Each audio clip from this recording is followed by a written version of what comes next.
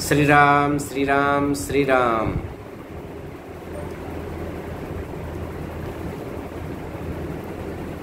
हिंदू जनजागृति समिति एवं सनातन संस्था द्वारा आयोजित नवम अधिवेशन में अखिल भारतीय हिंदू राष्ट्र के नवम अधिवेशन में हिंदू राष्ट्र स्थापना हेतु संत समाज ने प्रयास करने की आवश्यकता को लेकर हम उपस्थित हुए हैं। सर्वप्रथम इस संस्था के सम्मानित अध्यक्ष महोदय, इस कार्यक्रम के संयोजक महोदय एवं पूरे परिकर के सहित सबका हार्दिक अभिनंदन धर्म संघ की ओर से करते हैं। संस्था ने बहुत ही अच्छा इस कलयुग की विषम वायु में हिंदू राष्ट्र को एक करने के लिए सबको बांधने का एक अनूठा प्रयास किया है। निश्चित रूप से ये अनूठा प्रयास एक सफलता का दीपक, सफलता की ज्योति को दिखलाने का कार्य करेगा, क्योंकि संतों ने जब जब इस प्रकार के अनूठे प्रयास किए हैं तब ही समाज के अंदर कुछ अच्छा फल निकल कर के आया है। भले ही उस फल को प्राप्त करने में 100 वर्ष नहीं 500 वर्ष लग गए हों, जिसका ताज़ा नमूना भगवान श्री राम का दिव्य और भव्य मंदिर है। बंधुओं, मैं आपको ये बतलाने का एक प्रयास करना चाहता हूँ। कुछ विषय संसार में ऐसे हैं जिन विषय पर केवल भारत ही चर्चा पूरे विश्व के अंदर कर सकता है। चूंकि भारत के पास वो अलौकिक संपदा है, जो अलौकिक संपदा दूसरे विश्व में मिल ही नहीं सकती, दूसरे देश में प्राप्ति नहीं हो सकती। भारतवर्ष की सौंदर्यता का वर्णन करते करते ऋषिगण त्रस्त हो जाते हैं, थक जाते हैं। देवगण भी जिसका व्याख्यान नहीं कर सकते, मनुष्य तो कैसे कर सकता है। जिस देश में विशिष्ट विशिष्ट दिव्यतम नदियां प्रवाहित होती हों, एक से बढ़कर एक सरोवर हो, एक से बढ़कर एक गिरी हो, एक से बढ़कर एक लता वृक्ष हो, एक से बढ़कर एक ऋषि महर्षि और संत हो, उस देश की शोभातीत हुआ करती है। इसलिए यहाँ के संत भले ही वो अनेक जैसे दिखलाई पड़ते हों, अनेक होते हुए भी वो एक हुआ करते हैं।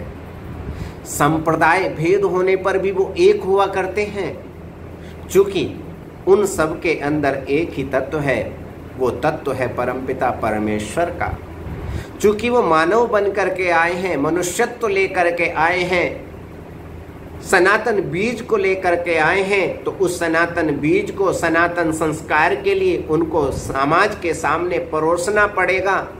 और वो सनातन बीज जब परोसा जाएगा, जब वह सनातनी स्वयं महापुरुष उस सभ्यता, उस संस्कृति को अपने जीवन में उतारता होगा। समय समय पर यदा यदा ही धर्मस्य ग्लानिर्भवति भारत अभ्युत्थानम धर्मस्य तदात्मानं सृजाम्यहम्। भगवान ने भी कहा कि समय समय पर नाना रूपों में भगवान अवतार धारण करते हैं। वो महापुरुष के रूप में, वो संत के रूप में इस भूमंडल पर विचर करके धर्म की संस्थापना किया करते हैं। वही धर्म की संस्थापना करना भगवान श्री राम का कार्य हुआ करता था, और वही वही धर्म की संस्थापना करना संतों का कार्य हुआ करता है। और इस देश में हिंदू राष्ट्र की संस्थापना हो, हिंदू राष्ट्र घोषित हो, इससे बढ़कर के और कौन सा सुनहरा अवसर हम लोगों को मिलेगा। इसलिए हमको कुछ विषयों पर एक होना ही होना पड़ता है। हम सबकी संस्कृति एक है, सभ्यता आपने और हमने नहीं बनाई, हमारे ऋषि और महर्षियों ने बनाई है। वेदों ने आज्ञा प्रदान करी है, पुराणों में निर्वचन हुआ है, उपनिषदों में उसका निर्वचन हुआ है। किसके लिए? बोले सनातन जीवों का कल्याण हो सके। सनातन जीवों के सनातन कल्याण के लिए सनातन परब्रह्म ने सनातन शास्त्र की रचना करी है, सनातन संविधान बनाया है। उस सनातन संविधान को बनाने वाला स्वयं सनातन है, उसके अंदर किसी प्रकार की विकृति नहीं है, अभी तो प्रकृति ही प्रकृति है। इसलिए भगवान प्रकृति की उपासना करता है।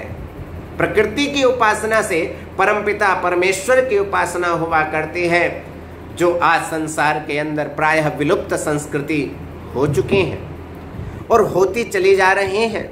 चूंकि पाश्चात्य संस्कृति का आज हम सब लोग पढ़े लिखे अंधानुकरण करते चले जा रहे हैं, उस अंधानुकरण से हम लोगों का कभी विकास नहीं हो सकता। उस अंधानुकरण से हम स्वर्ग लोक की यात्रा नहीं कर सकते। हम उस अंधानुकरण से अपनी आत्मा का अनुशीलन नहीं कर सकते।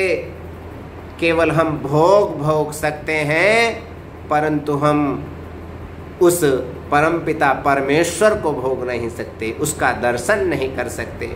भारतवर्ष का तो संविधान है, भारतवर्ष में जन्म लेने वाला प्रत्येक जीव परमपिता परमेश्वर को प्राप्त कर सकता है। भारतवर्ष में जन्म लेने वाला प्रत्येक जीव ही नहीं, यहाँ का मच्छर भी अन्य देशों के अधिनायकों की अपेक्षा बहुत उन्नायक है, बहुत श्रेष्ठ है। चूंकि वो मच्छर भगवान के कभी अलकों पर, कभी पलकों पर, कभी गालों पर बैठ करके अपनी मुक्ति पा लेता है, परंतु ये सौभाग्य अन्य किसी राष्ट्र के दूतों को प्राप्त नहीं है, नायकों को प्राप्त नहीं है। जो सौभाग्य भारतवर्ष के साधारण से मनुष्य को प्राप्त है। इसलिए हम सब लोगों को मिलकर के सभ्यता के ऊपर, संस्कृति के ऊपर, संस्कार के ऊपर और गौ माता और वर्णाश्रम की रक्षा के ऊपर ध्यान देना पड़ेगा। यदि सभी संतों ने मिलकर के इसको आगे बढ़ाने का प्रयास कर लिया तो सज्जनों, हमारा देश पुनः सोने की चिड़िया कहलाएगा। और जैसे ही हमारा देश सोने की चिड़िया कहलाएगा, सज्जनों आप याद करो अपने पुरातन संस्कृति को, वो संस्कृति हमारे जीवन में आने लग जाएगी तो इस देश में कोई दुखी नहीं रहेगा। सर्वे भवन्तु सुखिनः, सर्वे सन्तु निरामयाः, सर्वे भद्राणि पश्यन्तु, माँ कश्चित् दुख भाग भवेत्। ये पावन संस्कृति किसी विदेश की संस्कृति नहीं है, ये संस्कृति हमारे देश की उन्नायक संस्कृति है। इसलिए इस उन्नायक संस्कृति में हमको अपना हिस्सा लेना चाहिए। प्रत्येक संत को धर्म की रक्षा करनी चाहिए, चूंकि धर्मेण शासिते राष्ट्रे न च बाधा प्रवर्तते। धर्म के द्वारा शासित राष्ट्र में किसी प्रकार की बाधा नहीं आती। जहाँ जहाँ पर बाधाएं आती हैं वो देश या तो धर्म के द्वारा नियंत्रित नहीं है या धर्म के द्वारा अनुशासित नहीं है। और धर्म का नियंत्रण, धर्म का अनुशासन यदि राजा के ऊपर नहीं होगा तो राजा अच्छी प्रकार की राजनीति कर ही नहीं सकता है। इसलिए राजनीति का मूल है धर्म, और मूल धर्म यदि नष्ट हो गया तो राजनीति का फल अच्छा नहीं होगा। इसलिए अच्छा फल हमारे जीवन में हो, इसके लिए राम राज्य की स्थापना भगवान श्री राम ने करी थी। वही राम राज्य की स्थापना ही हिंदू राष्ट्र की स्थापना है। क्योंकि हमारे मन में किसी दूसरे के प्रति द्वेष भाव न आए, किसी दूसरे व्यक्ति को देख करके राग द्वेष से युक्त होकर के हमारा मन विप्लव युक्त न हो, बस इसी को मिटाना हमारी संस्कृति का कर्तव्य है। ये संस्कृति जब हम अपने जीवन में लेकर के आएंगे तो निश्चित रूप से पूरा राष्ट्र बंधने का प्रयास करेगा। परंतु भाई प्रयास तो हमें लोगों को करना पड़ेगा। भगवान ने आपको दूत बना करके, आपको अपना पार्षद बना करके यहाँ पर भेजा है। इसलिए नहीं भेजा है कि सुखपूर्वक आप आनंद लोक की यात्रा कर सको, वैभव को प्राप्त कर सको। त्याग, तपस्या करने के लिए, सनातन संस्कृति का विकास करने के लिए, इसका संरक्षण संवर्धन करने के लिए हमको भारतवर्ष में यदि भेजा है तो भारतवर्ष में रह करके हमको इस संस्कृति का उन्नयन करना चाहिए। इस सभ्यता को गांव गांव में जा करके, जहां पर भील लोग रहते हैं, जहां पर शिक्षा का नितांत अभाव है, वहां पर भगवान श्री राम का परिचय उनको दो, भगवान के प्रति उनके मन में अनुराग पैदा करो, जब जा करके हमारा देश सुरक्षित होगा। ये नहीं कि कुछ लोग शिक्षाविद हो जाएं तो पूरा देश शिक्षाविद हो जाता है। हमारा देश शिक्षाविद नहीं है, हमारा देश तो कृषि प्रधान देश है, हमारा देश भक्ति प्रधान देश है। इसलिए कभी कृषि प्रधान, कभी भक्ति प्रधान और कभी ज्ञान प्रधान, ये तीनों प्रधानताएं रहती ही रहती हैं। अधिक न कहते हुए हम पुनः इस हिंदू राष्ट्र स्थापना हेतु संत समाज में प्रयास करने की आवश्यकता जो विषय चुना है, ये एक निश्चित रूप से बहुत ही वर्तमान समय में उचित विषय को चुना है।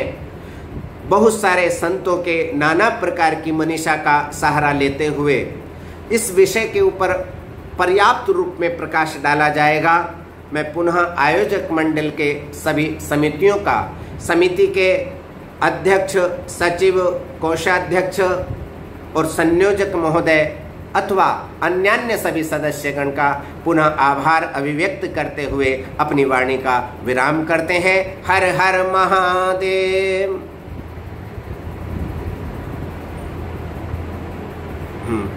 ये